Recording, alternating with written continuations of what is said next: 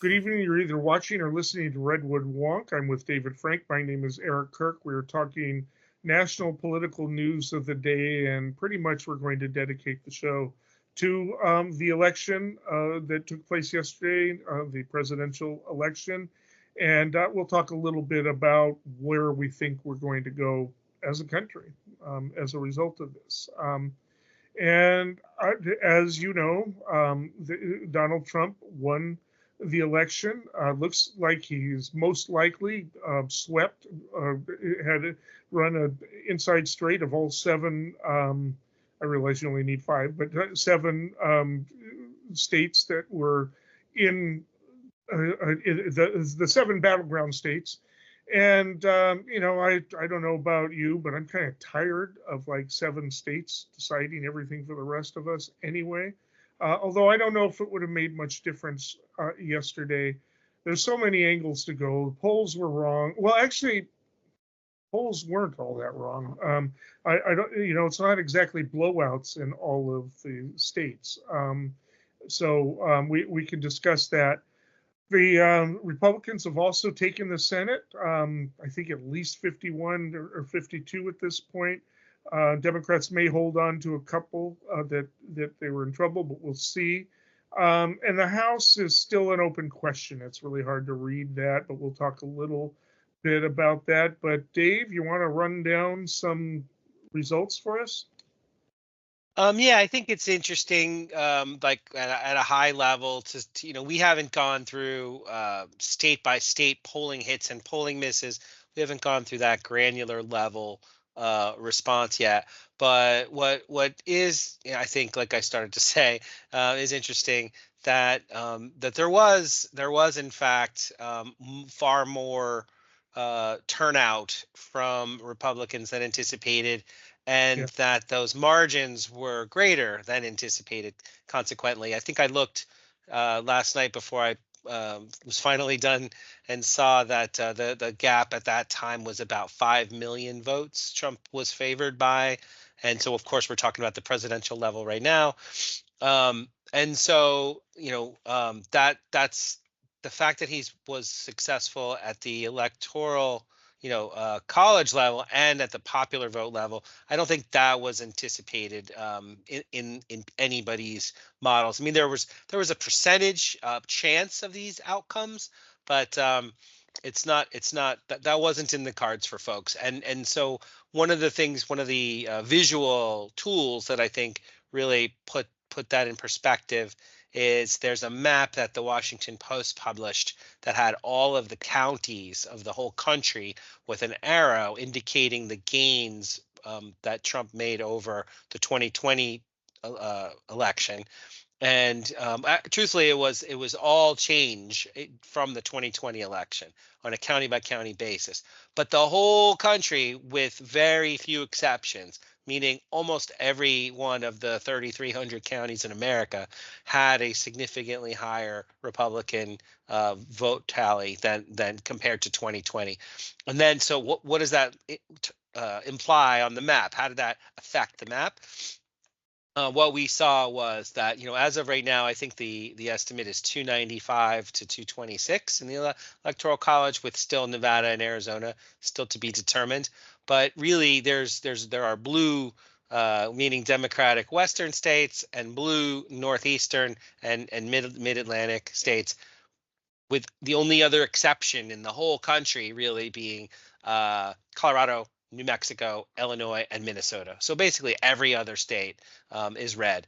And so what does that mean really is that not only did that, when you look at the demographic crosstabs, the poll towards Republicans here, towards Trump, that it crossed, age groups, economic groups, racial groups, and so those marginal differences compared to the past amongst all of these people, just a little bit here and a little bit there, resulted, for example, in Florida, we saw very much of a swing from across all of the groups towards towards the Republicans. So that manifested in senatorial races, even though there was some split voting. I think that Senate, as you mentioned, that Senate outcome currently 52-44, it resulted in 2 flipped states: Wisconsin, Michigan, Pennsylvania, Georgia, all those battleground states that mattered the most. So that's the big high level takeaway. And I think that the other thing I'll worth mentioning before I throw it back to you is the House. We are still waiting for the House. There were 26 races that we identified as close races, and the small lead that the Republicans had in the House meant that they only needed a lesser kind of pickup in that group compared to Republicans. And so as it stands now, there's very, I think we've seen about 10% chance that that Democrats will be able to flip the House, and that kind of those 26 races, most of them are going as predicted, except I would say those California races. There's 5 seats in California that appear to be, they started out leaning Democratic, but as the night went on and as we checked back today, it turns out that they are now trending Republican. So if that continues, that'll be enough for the Republicans to hold the House. And so we're not, there's no news here on that yet. That's not determined. But that's the lay of the land, which there are strong implications for if the House flips versus if it doesn't. But big picture, it ends up being what one could consider a transformative change in the overall political landscape nationwide. Definitely. There's also I do want to say that what's left to count are the late early votes, which tend to be progressive. So we'll see what happens with those 5. And as a matter of fact, California overall, I think something like 8 million, I forget, were counted, and Harris has a 2 million, close to 2 million, maybe more like 1.7 million lead. That will probably cut into that 5 because California is notoriously slow for counting our votes, and we've got millions left. I believe this afternoon I looked, 54% of the vote was counted. So it will be closer, and maybe it'll make some difference in those races. I saw that 2 New York houses flipped Democrat, but it looks like Alaska is probably going to go back Republican, and a couple of others. There are some few other chances for flips, but of course they needed to net 4. But we'll talk a little bit in the second half of the show about where I think this is going. Part of me almost hopes the Democrats don't retake the House, because there probably need to be 2 years of Trump just doing what he's going to do and not being able to blame anybody. Of course, he had both branches in the first 2 years of from 2016 to 2018, and he didn't repeal Obamacare.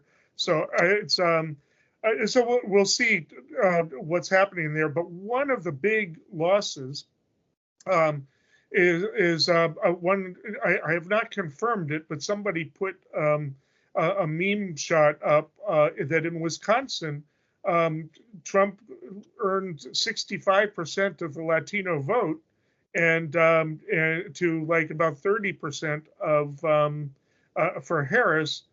That's a reversal unheard of. I don't trust exit polls. I think they're notoriously inaccurate. But even if it's 10 points off, that's still amazing.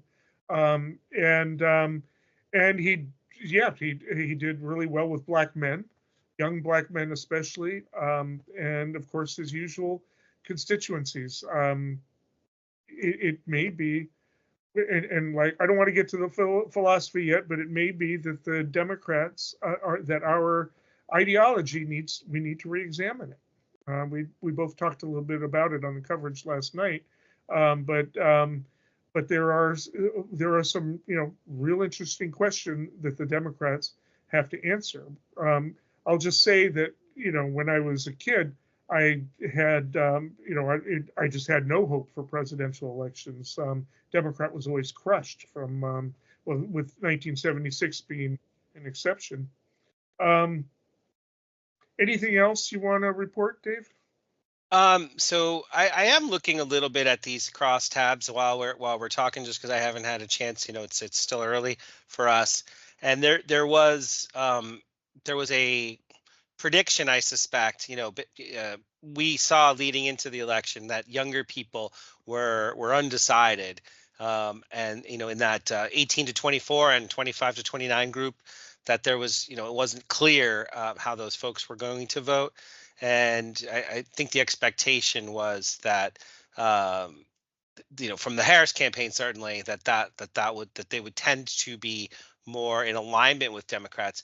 The split was only, exit polls, like you said, but 54 to 42 or 53 to 45, and that's really close, and that's consistent with basically all the other age groups are very similar.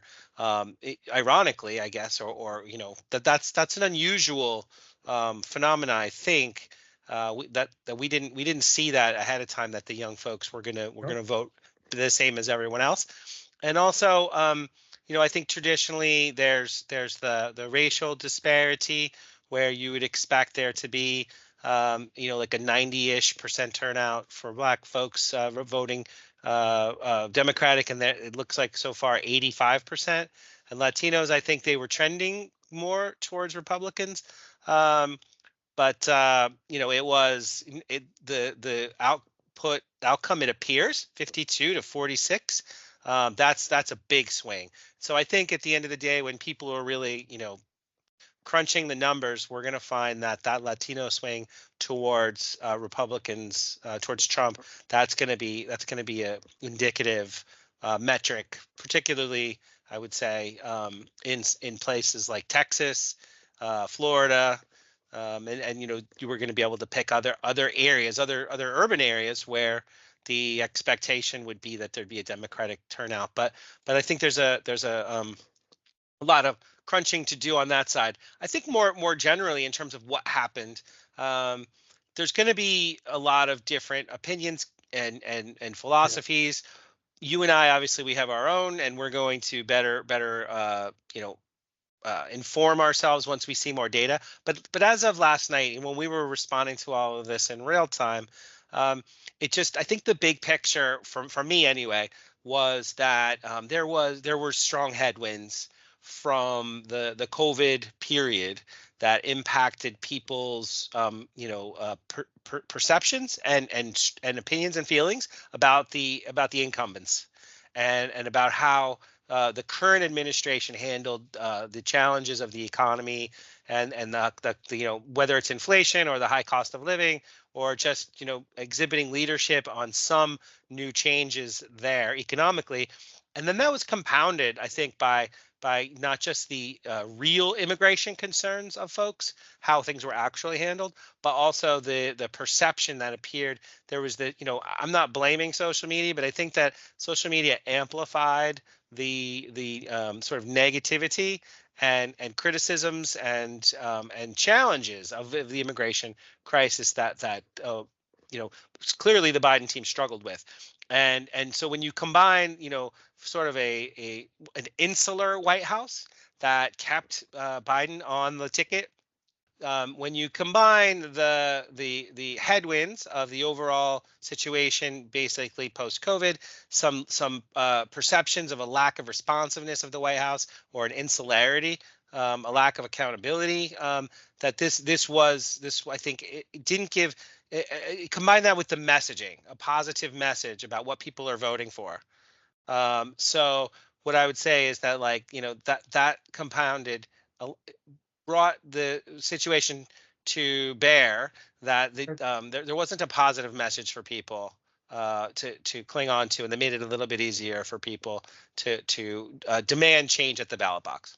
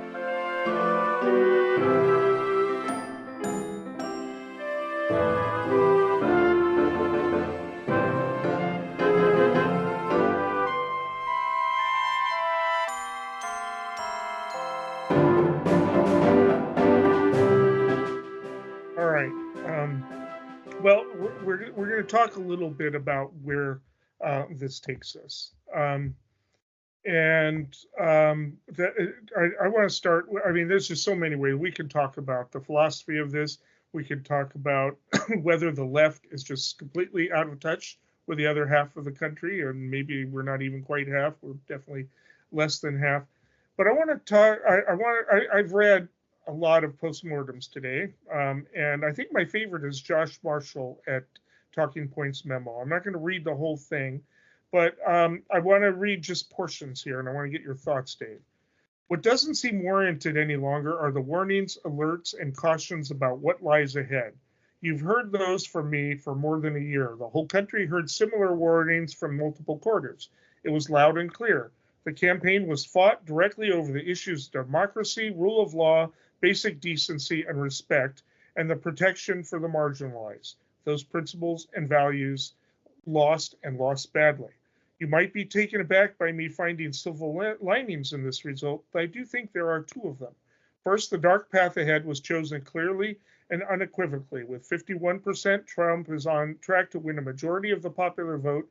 Second, Trump will win without undue reliance on the quirks of our 18th century anti-majorian constitutional structure. There is clarity in that result. This is who we are. Not all of us, but a majority of us. It presents a stark picture of America in 2024 and without sugarcoating or excuse. It makes it harder to fool yourself about the task at hand, which is an enormous cultural one more than a political one. I'll read a little bit more later, but I want to know what you think about that. I think we're really close to the fire, and people who were whose expectation was that all you needed to do was make the case that they're someone who is trending towards authoritarian principles and character, exploiting division, tapping into reserves of if not bigotry, something, xenophobia, nativism, or worse, racism, just depending on your prism that you're looking through it. So yeah, if you think that people aren't going to vote for someone because of character flaws of that nature, potentially the integrity, the lack of integrity of the normalcy in the peaceful transfer of power in the past, right? Yeah, but what Marshall is saying is, right now we need to focus on cultural change because we don't have the power for political change. Let me read this again. For those of us, hold on. I'm sorry to interrupt you, but what I heard and what you said, and I'll let you say it again, is saying, like, let's be real about where we are. And I'm saying, right, for folks who that I think that I would just want to bring home the right point. Well, that yes, I'm going down, and just let me read a little bit more here. For those of us who believe in the rule of law, a pluralistic society, and standing up to unkind people who engage in hurting others as public blood sport, we're going to have to take a long view towards promoting those principles in all aspects of our culture so that they are definitely reflected in our politics in a way that are simply not now. I recognize that many of us have already been doing this slow and steady work, which makes the overnight rule result even more discouraging. It remains an enormous, decades-long task, but it is something that each of us can engage in without uprooting our lives or changing professions or moving abroad. None of this is counsel to abandoning politics or the public square. We need to create and sustain cultural imperative to continue to engage in the political realm too. The many political battles ahead are essential to fight and fight well. We'll need a fresh crop of reserves to begin. And and he goes on about it, and he says, I did not start this morning memo intending to rally you towards some vague cultural revolution, hand-waving at civic engagement and personal virtue. So let me bring this back down to earth a little bit. There is immediate and hard work to do in politics. The marginalized and disenfranchised are always hurt first, and most with the kind of upheaval we expect to come. But it is worse this time because hurting them has been advertised as the point. People who have been doing their jobs under the rule of law and in support of democratic and civil society institutions have been promised retribution. Protecting those under threat will be amongst the most noble work of the coming years. And then I'm skipping down to the bottom. That the challenge before us is enormous. It is not a challenge any of us signed up for. It's been foisted upon us. The past decade has felt like a detour from the lives and aspirations we had hoped to have.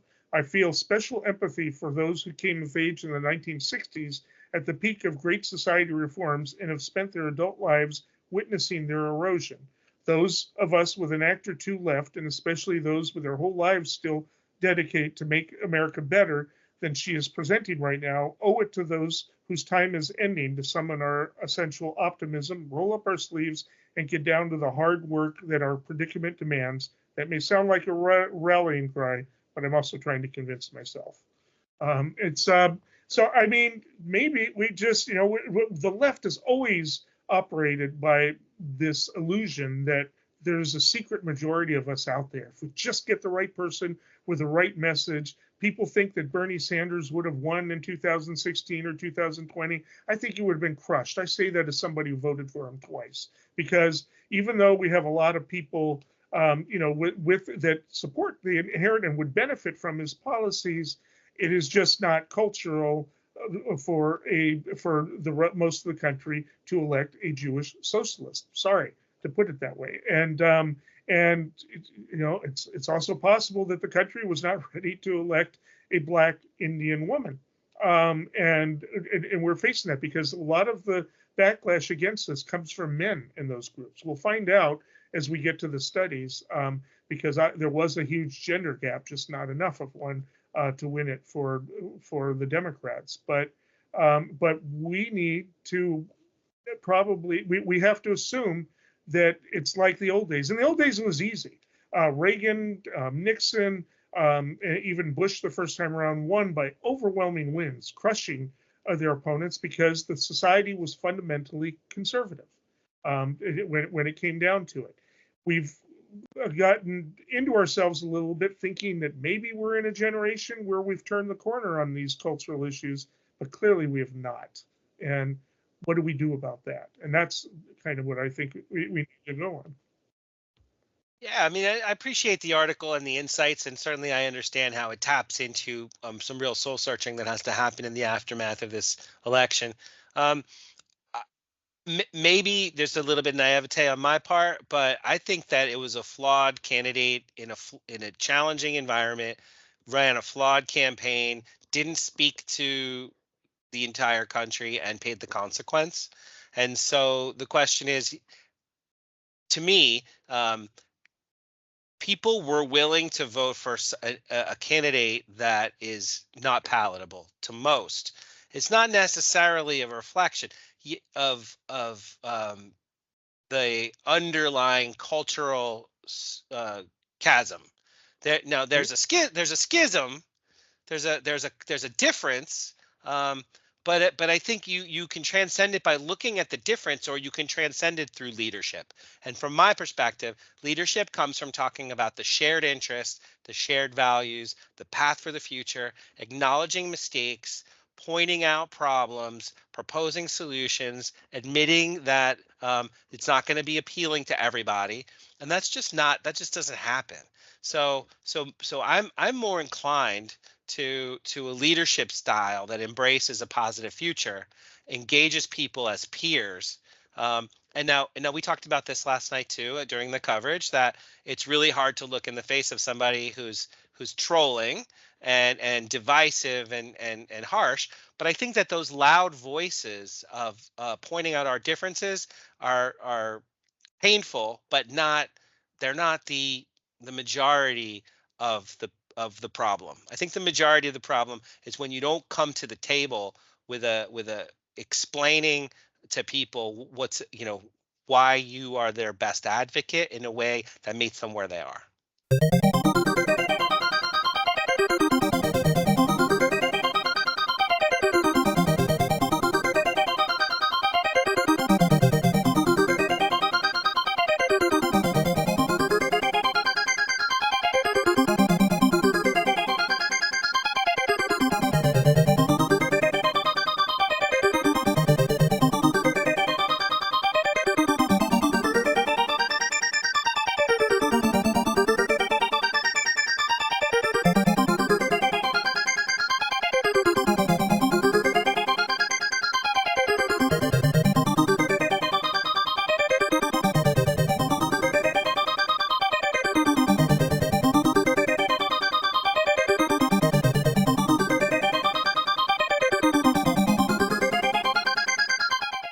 Okay, so the big question is what comes next? Let's assume that we've lost across the board, the federal government.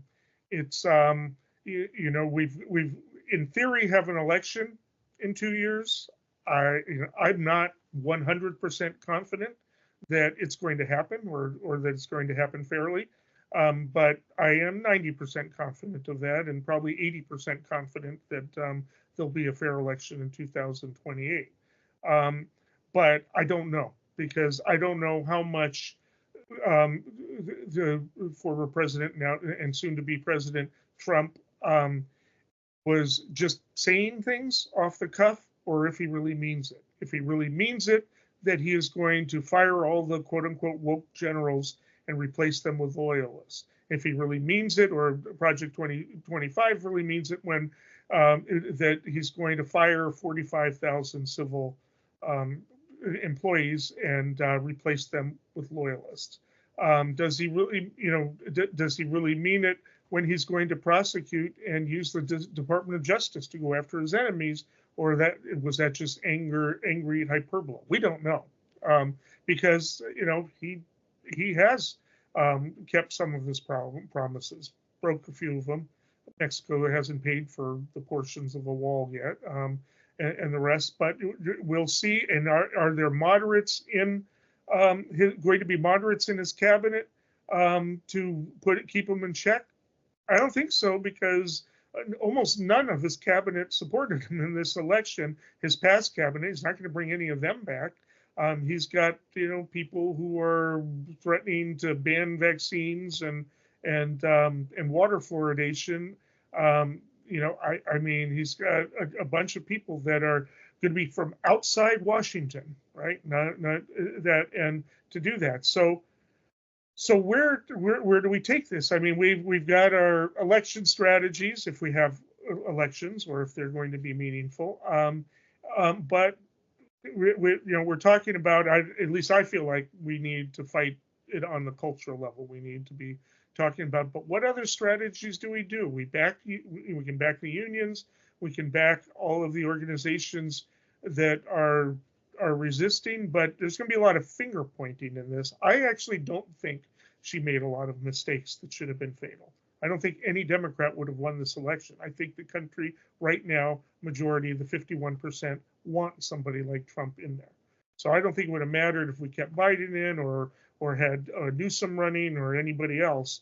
I think that this is what the country wants right now. So where do we go from here, if that's the case, or if that's not the case? Maybe it's not the case. Maybe people just voted because they remembered the economy and that's it, and they're hoping he's going to be more moderate. I don't know. Yeah, and again, I mean, I appreciate the setup as always.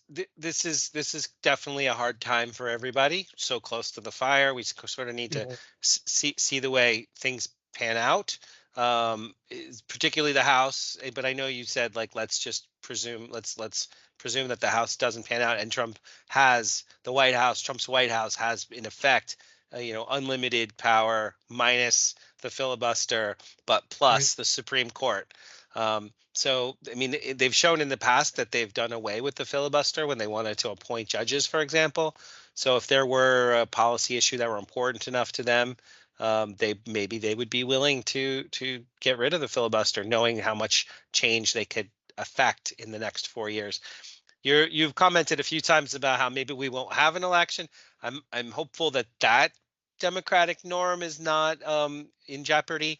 And I'll just presume it's not for now, just for the sake of argument also. But then what are we really looking at?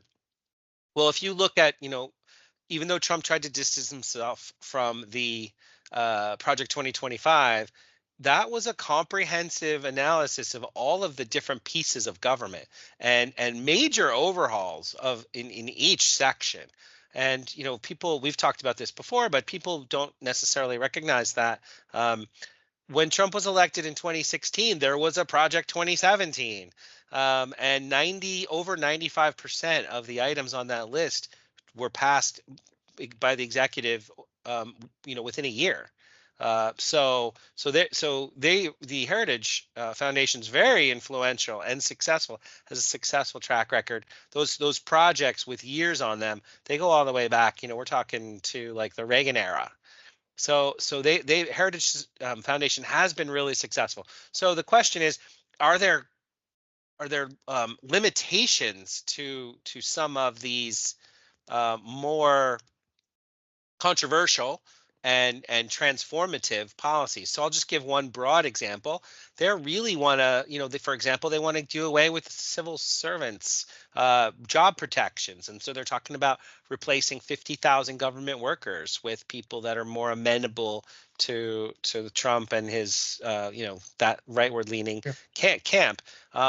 That's a big deal. And you combine that with taking away the power of the administrative state, which is also on the agenda, and has also gotten backing in legal circles. If they were to make the claim that if it doesn't get through Congress, it's not a policy that's enforceable, and the government, the White House itself, is challenging its own power in order to get rid of it. If the regulatory powers to dismantle or disempower, like for example, an energy policy, environmental policy, drug policy, all sorts of ways that that corporate power is checked by government. I think that's a huge challenge. And so I think your question was really the other side of this. Well, what do you do about it?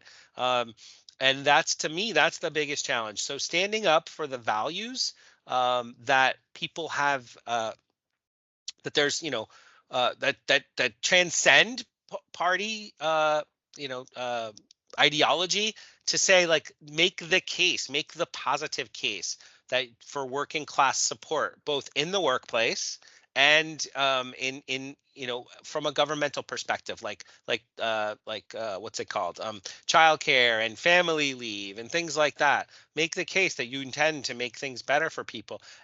So the way I described it last night was like a shadow government, like in a parliamentary system.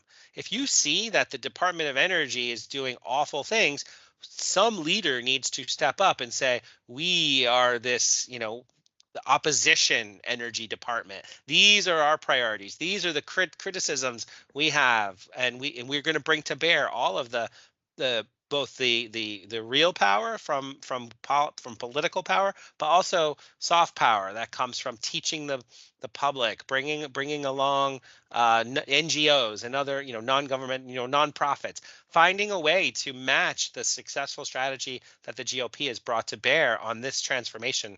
I think that's granted, this sounds grandiose, but it's actually targeted.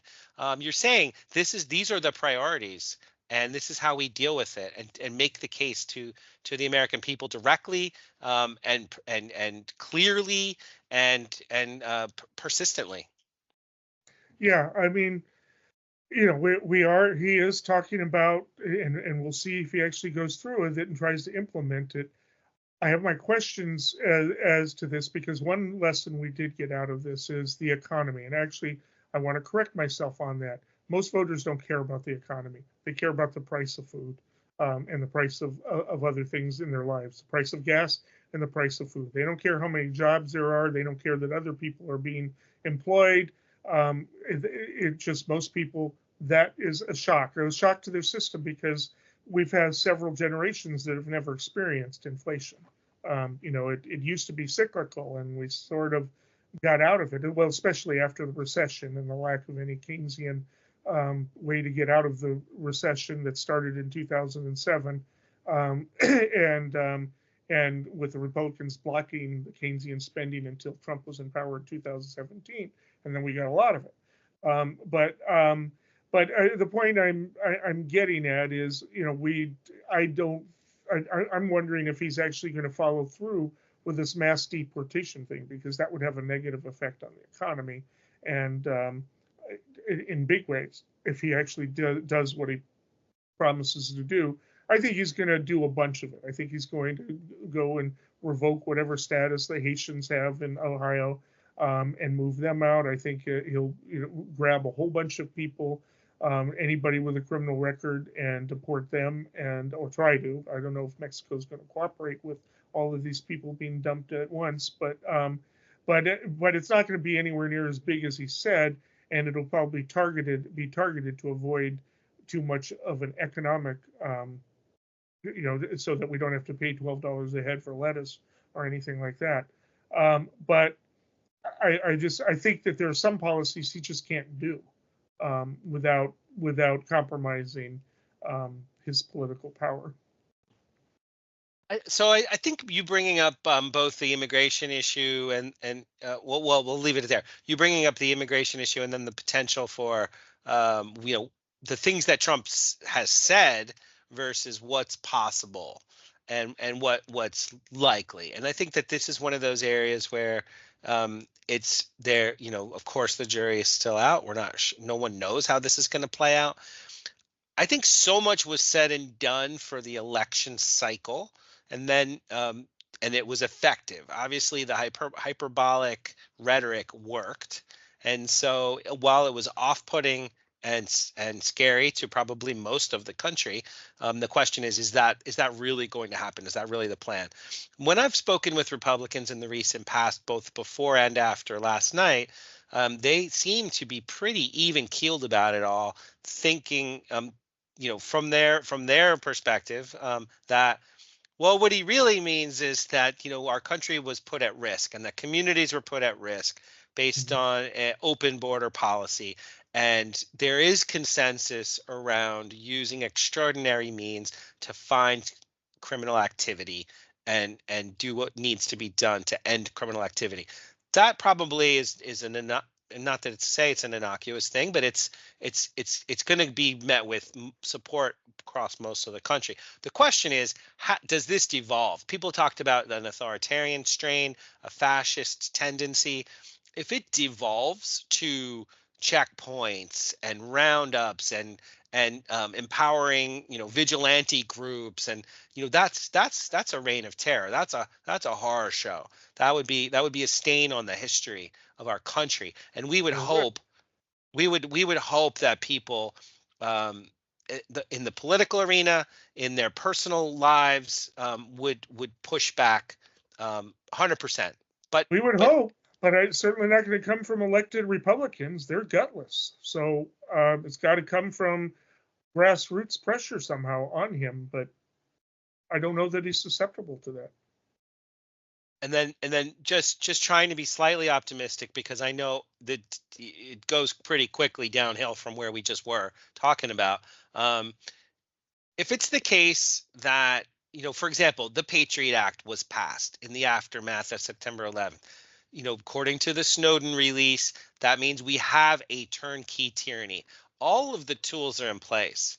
And if you look at what's happening right now in the Israeli-Palestine conflict, the AI software exists, and it's people know how that works.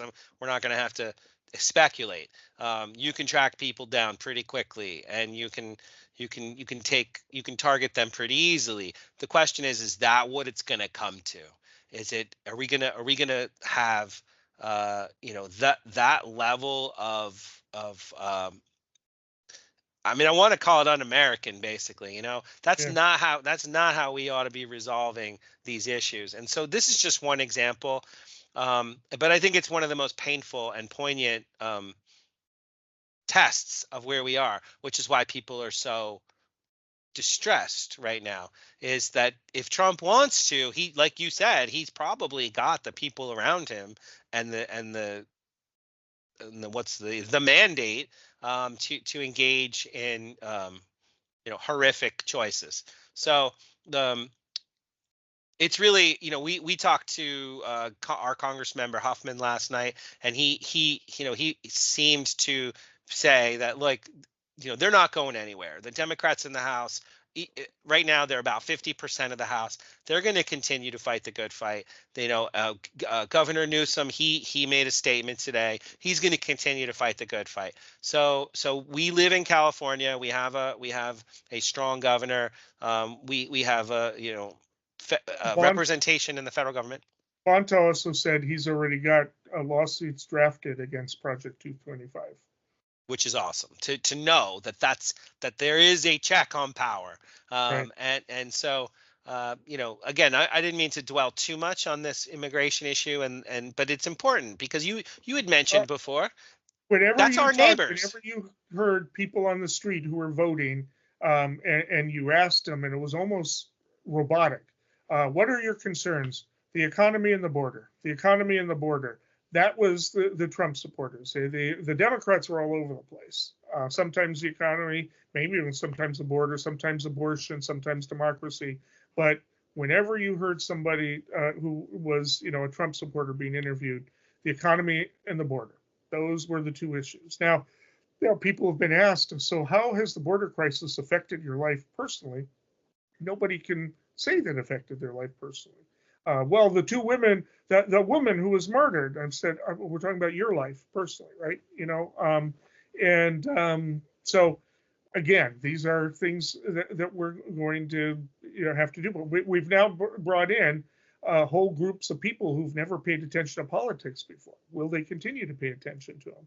Um, just Yeah, I'll add to where we are just to say like what other checks are in place or potentially in place. And we're talking, we could say that even within Trump's own constituency, for example, agricultural industry, food industry, meat packing is obviously part of food, but across different agencies of government, there are already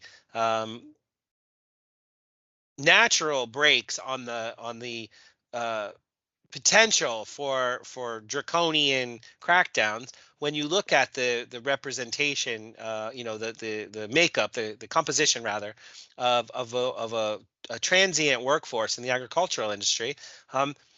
A common sense comprehensive immigration reform would acknowledge that there is a business case to be made right. for the people that are doing the work and that have been doing the work for generations. They need a work permit. Like Yeah, if they but want to go back and forth across the border to be with their communities, their families, and come do the work and go back, that's a very logical extension of the business community's needs to meet their existing demand. yeah, but back in 2017, if you remember, they started to talk about it. They were going to have DACA with some compromises and the rest, and Trump was ready to talk about it. And they were set to meet Pelosi and the other Democratic leadership the next day. And when the Democrats walked in, the handlers had just completely shut Trump down on it. There was just nothing there. So that is culturally they can't do that. And some people have framed this whole election as the oligarchy versus corporate America, right? And this time the oligarchy won. And I don't know that there's a fine difference, quite frankly, but we definitely have a lot of oligarchs that have bought a lot of the media and our allies with Trump. So, do they care? Do they need immigrant labor? They can certainly afford food no matter what it costs, right? I just putting that out there. Yeah, no, I'm glad you did, and that's actually a great segue because this conflict between, obviously these newly empowered billionaires that have a seat at the table and immense influence. We don't need to name names; it's a real thing. So what we have talked about, or sorry, haven't talked about yet, is the budget and the deficit and the demand from conservatives on the right over the recent past and even going back decades now, actually, not just the recent past, to live within our means. But in fact, last time I looked before COVID, we were borrowing 40 cents of every dollar that we spent. Um, and so there's that interest that comes from really coming to terms with a sustainable financial model. And so there's that question of There is cut social programs and cannibalize Social Security and Medicare to pay down the debt. That's going to be the answer. We're asked by our producer to address the issue of Ukraine. I actually had a prediction about it, but that I was going to share at the end of the show. But I believe that what will happen is that Zelensky will be forced to cede the two territories, The the Donbass peninsula region. and Donbass and right and Crimean Peninsula, and for a temporary, for until for a cessation of war until Putin decides he wants the whole country, a year or two down the future. I think that could probably happen in a day, just like Trump said. It depends on Zelensky, as to whether or not he's going to do that. It depends on whether other countries rally to pick up support that we lose. But what are your thoughts? So I'll try to be brief as I can. I've had conversations with people on both sides of that line in Ukraine, family members on the side that will presumably end up being part of Russia temporarily, or Russian aligned, and then people on the other side who have a more safe future, assuming a peace treaty, and it's a unified country, but there's the reality of what happens in the short term. I think what I've seen from NATO, our NATO allies, and the investments and the planning for the future. There are plans to mobilize up to 800,000 troops. There are 5 divisions waiting in Poland for escalation. They really are ramping up for peace, which sounds counterintuitive, but I wish it wasn't the case. But what I think will end up happening is that, similar to post World War II, we had a divided Germany, and with a long-term ambition to Mm-hmm. figure out a way to unify them, and it took far too long, but we do now have a unified Germany. I think that's unfortunately it's going to be a way to bring Western Ukraine into the EU fold and into the NATO fold under conditions of peace. Um, Unfortunately, almost sacrificing the medium term, uh, uh, you know, con- uh, collective integrity of state, and that goes against everything that the United States has been saying so far. But I don't think that Trump is going to be beholden to a situation like that. Similarly, I'm going to say that what's going to happen is Netanyahu's going to continue his war until Biden is out of office. Maybe not as intensely as has gone, and then Netanyahu will give Trump a ceasefire, so he can add that to his resume. At the end, Netanyahu did not negotiate anything, and unfortunately, it's this is I'm not really going to harp on the mistakes that they made. I do think that Harris made mistakes. I don't know if it would have made a decisive difference to do things differently, but they were too wimpy about it. They said, yes, we hear your concerns. Yes, we're going to try to negotiate a ceasefire. What people on the left needed to hear was, yes, we're going to take the screws to Netanyahu until he has a ceasefire, and we're going to stop sending him weapons. They just can't do that. Maybe that would have cost them the election. I don't know, but it certainly, I don't know. Maybe they were damned if they did and damned if they didn't, because it would have lost them other people and a lot of key Jewish support and the rest to do that. But anyways, I think that Netanyahu wanted Trump in office, so he manipulated that whole thing to make sure he's going to keep the war going the next couple of months, and then there'll be magically a peace deal. The pressure will be put on Zelensky to accept what we have. We'll probably. I'm not sure what we'll do with Iran, but we'll just let Israel do it. I just and so there will be peace in terms of a lack of warfare. There wasn't peace during Trump's reign, by the way. He dropped more bombs on Yemen than his predecessors together did in 16 years. I do think there's a regional conflict in play, and Trump will be just as solidly pro-Israel, but that he will take advantage of the deep pockets of our Arab allies to plan for rebuilding. And in theory, that's not an impossibility. That this plays out. The war itself plays out with Israel getting a relative advantage over its counterparts and a peace plan really does materialize, that we all have, that there's a silver lining there potentially in Palestine and Gaza. Eeny, meeny, chili beanie, the spirits are about to speak. Are they friendly spirits? Friendly? Just listen.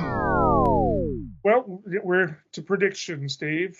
What do you got? So I think that that Donald Trump, I'm talking today about the cabinet, his cabinet. I think that he is going to go with familiar names, like, for example, Marco Rubio, Secretary of State, and former SEC Chair Jay Clayton for Secretary of Treasury, and Secretary of Defense will be someone like Mike Pompeo. So I think we're going to see some familiar names because Trump likes to surround himself with people that are known entities. I don't think there's going to be anyone too controversial, with the exception of Linda McMahon, I think her name is. That's somebody who's really high up. Yeah, exactly. The wrestling family scion. I think she's getting queued for Commerce Secretary. But again, she's somewhat controversial because she's maybe not experienced enough. Will RFK be appointed? I don't think he's actually going to make the cabinet. I think that he was used for his name and popularity. I think he'll be more like an advisor, similar to Elon. I think Elon's seat as his role will be far more powerful than people ever expected, and that's a little bit scary. And Peter Thiel and Bezos, but anyways. Yeah. All right, I'm going to make mine pretty quick here. I'm going to do a long ball prediction. Assuming we have a presidential election in 2028, and I'm hopeful that we will, I'm going to say, and I know a lot of things can happen between now and then, but one Democrat who probably didn't want to benefit from this, but did in fact benefit, is all of a sudden we're going to be talking about Governor Newsom again. And I am making a long ball prediction that he's going to be the 2028 Democratic contender for president. It's going to be a long time to prove me right or wrong, but that's where we're at. So in the meantime, until next time, stay informed and stay engaged.